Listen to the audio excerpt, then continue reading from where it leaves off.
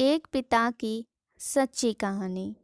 यह स्टोरी शुरू होती है जब मैं घर से गुस्से में बड़बड़ाते हुए निकल आया था और बस स्टैंड की तरफ आगे बढ़ने लगा। मैं मन ही मन बड़बड़ा रहा था, पता नहीं कितने पैसे छुपा के रखे हैं, लेकिन मेरे लिए एक बाइक नहीं ले सकते। अब मैं यहाँ से चला जाऊँगा और तब तक वापस नहीं आऊँगा जब तक मैं खुद ही के पैसों से बाइक नहीं खरीद लेता। इतना सोच ही रहा था, तभी मेरे पैर में मुझे कुछ चुभने का एहसास हुआ।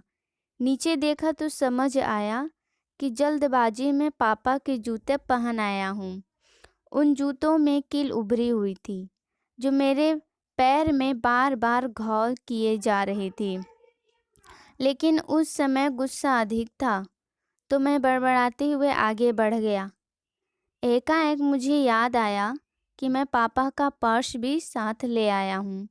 मेरे खुरापाती दिमाग में एक ख्याल आया, क्यों ना आज पापा का पर्स चेक किया जाए, जिसे आज तक उन्होंने किसी को हाथ तक नहीं लगाने दिया था। पता नहीं कौन सा खजाना छुपा है इस पर्स में, जो किसी को हाथ नहीं लगाने देते थे। जब मैंने पापा को वह पुराना पर्स खोलकर देखा तो उसमें पैसे तो नहीं मिले, लेकिन पैसों की जगह पर एक डायरी रखी हुई थी।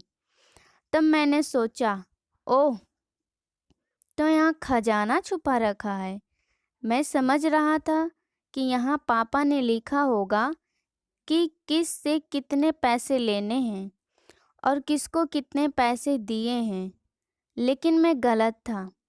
जब मैंने उस छोटी सी डायरी का पहला पेज खोलकर देखा तो वहाँ पर जो लिखा था वह थोड़ा सीरियस कर देने वाला था। डायरी में जो लिखा था उसे पढ़ने के बाद मेरे चेहरे पर जो एक्सप्रेशन थे वो गायब हो चुके थे, क्योंकि डायरी में वैसा कुछ नहीं था जैसा मैं सोच रहा था। वहाँ पर उन पैसों का हिसाब लिखा हुआ था जो अलग अलग कामों के लिए अलग अलग लोगों से उधार लिए गए थे। उस लिस्ट में कंप्यूटर के नाम पर भी पैसे लिए गए थे। कुछ यूं लिखा था, 50,000 बेटे के कंप्यूटर के लिए।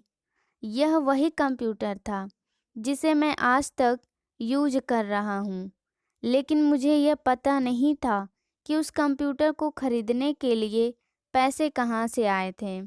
लेकिन आज पता चल रहा था। मुझे आज भी याद है जब मैंने पहली बार कैमरे के लिए जिद की थी, जो मेरे पापा ने मुझे 2 हफ्ते बाद मेरे बर्थडे पर लाकर दिए थे, जिसे देखकर मैं बहुत खुश हुआ था। और मुझे खुश देखकर मुझसे कई ज़्यादा अगर कोई खुश था तो वह थे पापा। अब मेरे चेहरे से गुस्सा एकदम गायब हो चुका था। जब मैंने आगे का पन्ना पलटा तो वहाँ पर कुछ इच्छाएं लिखी हुई थी। पहली जो विश थी उसमें जो लिखा हुआ था, अच्छे जूते पहनना। यह बात मेरी कुछ समझ नहीं आई।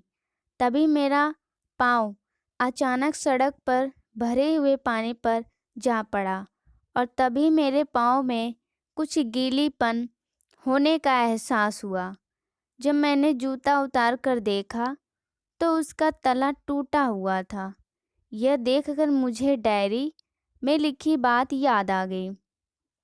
तभी मुझे माँ पापा की कही बातें भी याद आ रही थी कि कैसे माँ जब कहा करती थी पापा से, अब तो जूते पुराने हो गए, नए ले लीजिए, तो पापा अक्सर यह कहकर टाल दिया करते थे, जूते अभी और चलेंगे।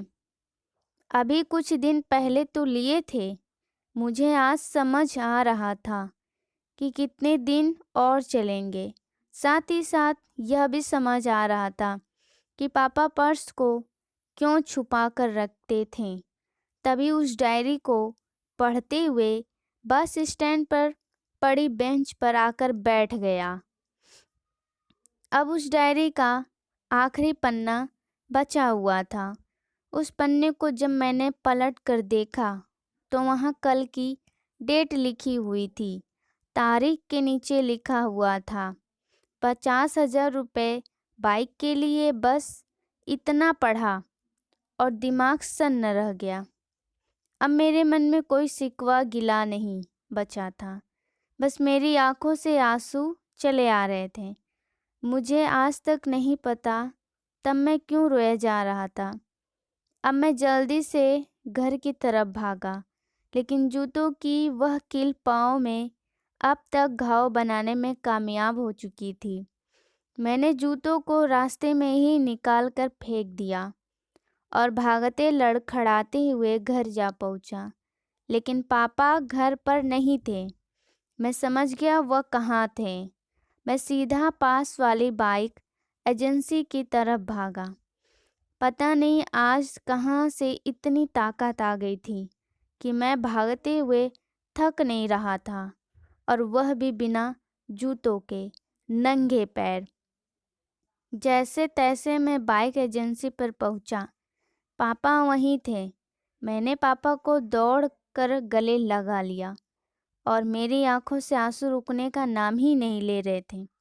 पापा समझ नहीं पा रहे थे आखिर हो क्या रहा है, मैं क्यों रो रहा हूँ। मैंने पापा से कहा, पापा मुझे मोटरसाइकिल नहीं चाहिए, आप अपने लिए जूते ले लीजिए। अब आज से मैं जो भी करूँगा अपनी मेहनत से अपने बलबूते पर पढ़ कर करूँगा। दोस्तों, बस इतनी सी थी ये कहानी। अगर आपको ये वीडियो पसंद आया, लाइक और सब्सक्राइब करना ना भूले। Thank you.